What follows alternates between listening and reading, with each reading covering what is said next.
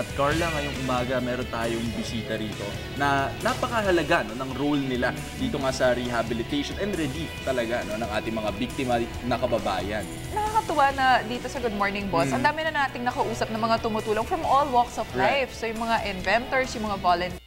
Ngayon, sino ba ang ating mga kasama? This is the first time na meron tayong mga kasamang doktor mismo dito sa ating studio. So kasama natin ngayon ang isang physician volunteer, si Dr. Ariel Ednabe. Magandang umaga, Doc. Magandang umaga. Magandang umaga sa inyo. Doc, siguro umpisahan natin. Ano nga ba yung mga ginagawa nyo na at nagawa nyo na para dito sa mga biktima ng Bagyong Yolanda? Actually, ang unang ginawa namin is mag-volunteer. Mag-volunteer sa Philippine National Red Cross. Nakakatawang ang isipin na kami ay doctors and nurses. Instead na kami ay gumamot muna, nag-volunteer na lang muna kami mag-repack. So, aside from repacking, nagpa-plan kaming pagka given the chance, makapunta rin mismo doon sa area sa Tacloban or Leyte once na mas okay na sa area. Kaya ba, Doc, kayo hindi nakapunta or kaya ba mas repacking muna yung naging focus ninyo? Kasi, well, for one, hindi naman accessible agad kasi itong areas na ito. At hindi pa rin ganun kasi kaayos or ka-clear yung lugar. Bukod kasi doon, napaka-hectic din ng schedules ng mga nurses para ma-organize natin. Now, napakahirap bumuo ng group para mag-volunteer, lalo na sa medical field. Kasi, well, nurses, they have their shifts na kailangan naka-duty sila. And then, isisingit lang nila yung time na free sila sa hospital para pumunta doon. Doctors naman, may mga obligations sila sa mga hospitals and their own patients para magsingit ng another time para mag-volunteer. So, dito kami nag-umpisang makaisip na sa simpleng pamamaraan, at least may magawa man lang kami kaysa yung nanonood lang kami at sasama lang ang loob.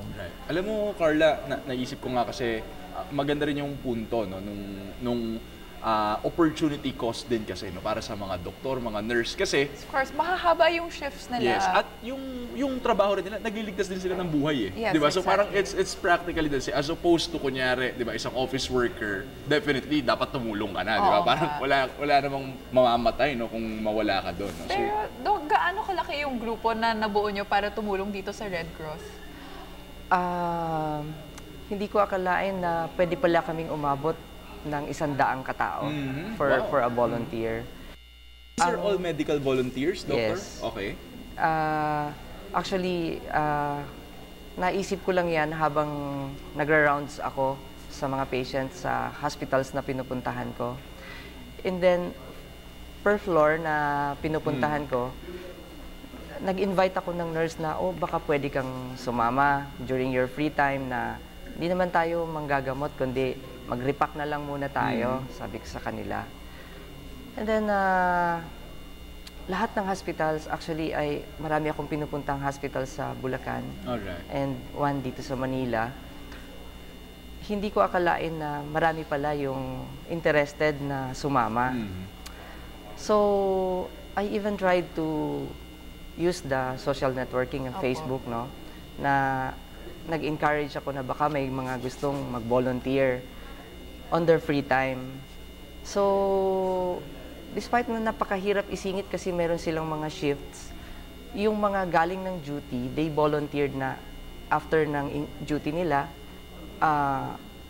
wala nang bihisa, naka-uniform sila, sumama sila para mag-repack. Kaya makikita nyo dun sa sinubmit ko mga pictures, naka-uniform pa sila ng mga nursing uniforms nila. And,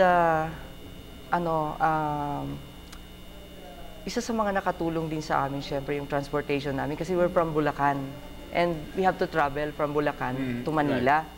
So may mga tumulong sa amin, some politicians, some of my patients na nagbigay ng ayuda para matupad namin yung pagpunta namin dito sa Red Cross.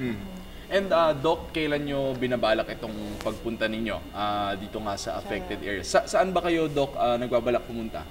Well, may mga na-invite kami, no? Na-invite ako at saka yung wife ko sa Tacloban. Alright. I think we will be joining the Chinese General Hospital group to go to Tacloban on the 25th up to 27th. Okay. Doc, ano yung mga challenges na parang you're preparing for and anticipating na dito sa pagpunta nyo sa Tacloban? Well, as an internist, kasi internist ako, no? Ang mga iniisip natin na pwede nating ma-encounter doon, number one is leptospirosis, Right. Possibility of dengue, aside from the bruises and wounds. But of course, there are a lot of elderly patients na nandun. Mayroong hypertension and diabetes.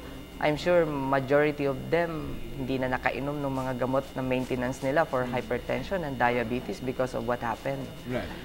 So, yan yung mga challenges na kailangan mong habulin. Like diabetes itself, para siyang opportunistic na sakit na pag nawala mo yung maintenance mo, pwedeng magkaroon ng mga complications sa'yo. Doc, yung medicine na dadalhin nyo for all of these sicknesses that you're anticipating, meron na po ba kayo or nananawagan po ba kayo na mag-donate yung mga tao? Well, kahit na mayroon na tayo, we still encourage na tumulong pa rin tayo, mag-donate pa rin tayo ng kung may maibibigay tayo medicines, no? Lalo na sa amin, medicines ang kailangan namin na makakatulong para doon sa mga nabiktima ng kalamidad. Actually, Doc, iniisip ko nga, itong leptospirosis, paano ba ito ginagamot? No? Pinag-uusapan natin kung paano siya nakukuha.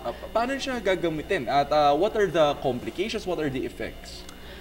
Ang leptospirosis kasi ay isang uri ng bakterya na sumasama sa ihi ng daga. No? Mga daga ang nagdadala nito. Now, yung bakterya na yan, pag pumasok sa ating system, marami siyang complications na pwedeng idulot. At ang number one na sinisira niya sa atin, possibly ay kidney.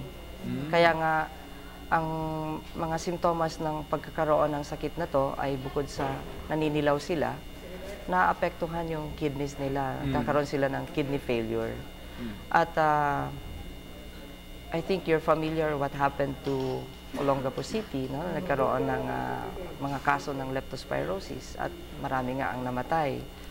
And ang nakasave sa kanila, karamihan sa kanila, ay nagdialysis. Alright. So, yun yung gusto nating i-prevent, yung leptospirosis na yan. No? So, isa sa mga gamot na binibigay natin that can prevent leptospirosis is yung doxycycline. Alright. Okay. Okay, so yun pala. ganun pala yun, no? Kidney pala, no? Yung para siyang hepatitis, doctor. Pwede. So, kailangan maagapan siya bago niya ma-affect yung kidney. So, itong Yes. medicine will stop it. May pang-prevent. Okay. Okay, so sige. sige, doctor, siguro baka pwedeng magbigay na lang din kayo ng panawagan, no? Mensahe para sa ating mga tagapanood. Posible or pwedeng sumama sa inyo dito sa inyong trip, no, to Tacloban. Okay, pwede bang pasalamatan ko muna yung mga Go ahead, sumama? Doc. So, gusto kong pasalamatan yung mga nurses na sumama from May Kawayan Doctors Nazarenos and my colleagues na nag-support para dito sa aming effort sa relief operation. So, ini-encourage ko yung mga kababayan natin, lalo na yung mga colleagues kong doctors na nakakaluwag, they might spend time para tumulong pa sa kapwa nating Pilipino. So, yun lang ang sabi ko. Okay, maraming salamat, Doc. Yan si Dr.